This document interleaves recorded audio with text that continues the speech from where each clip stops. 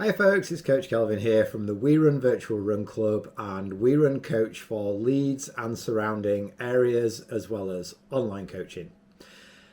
This little video was prompted by kind of a question from Steve really about, getting progressively slower and less fit and what the possible causes could be. And there are a few things to take into the equation. And what I'm going to do my next video on monitoring fitness. So how we kind of figure out if we're getting fitter, if our training's working. But in this video, I'm actually going to share some thoughts on carrying fatigue. Because it's something that a lot of people forget, particularly after a tough training block. That when we're trying to drive fitness and we're not trying to peak for a specific event. So in other words, the specific event might still be 2-3 kind of months down the line. We can actually end up where we're fitter than we've ever been, but we find runs more challenging than we've ever done, and we feel slower than we've ever been as well.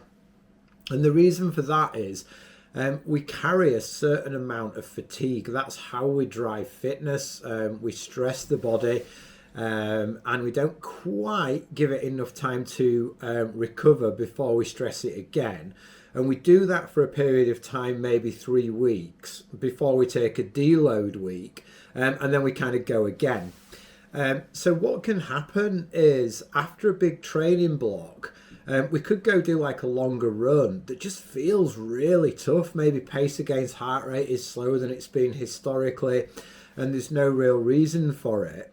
Apart from we could be really fit, but also carrying lots and lots of fatigue.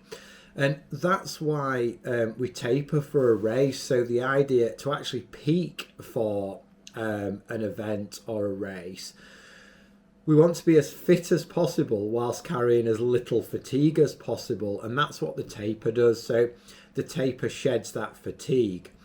So it is worth, sometimes in your training, and this is why I, encourage runners, and quite often with the runners that I work with and in my own personal training, I quite often give a runner their toughest workout at the end of a build week 1. So they've had a deload week. Then they've had a relatively easy week, or we might even purposefully make that week relatively easy. And then we have something where we can actually monitor quite accurately where that runner is, because we're doing maybe a tough workout after almost a 2-week taper. And again, we still wouldn't hang everything on how that workout feels. It might just be one of those days where that workout doesn't feel great. But then the next training block, when we come to that build week 1, we might do something similar and try look for a pattern. And more often than not, people start to feel great on that toughest workout on the build week 1, rather than always doing the toughest workout on the build week 3. So doing the toughest workout when we're the most fatigued. And it's something that you don't normally see. I've spoke about this before. You don't normally see it in off-the-shelf training plans where the toughest workout is actually on the build week 1.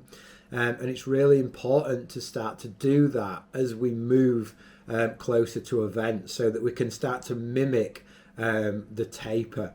So it is actually possible to be fitter than you've ever been, but still not perform as well as you've done historically because of the amount of fatigue that you're carrying. So every now and then, you might be a runner that doesn't compete very often, so you're always accumulating fatigue. Every now and then, just taper and then give yourself quite a tough workout or a bit of a challenge, and see how you feel. You might find that you feel absolutely amazing, and the stats are reflecting a gain in fitness.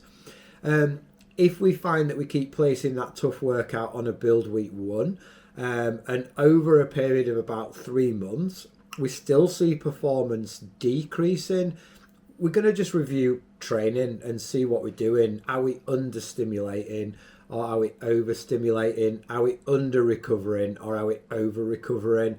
And just see if we can make some changes and then go again. and monitor what we're doing. So I hope that makes some sort of sense. And if you have any questions, please pop them in the comments below. And for now, happy running.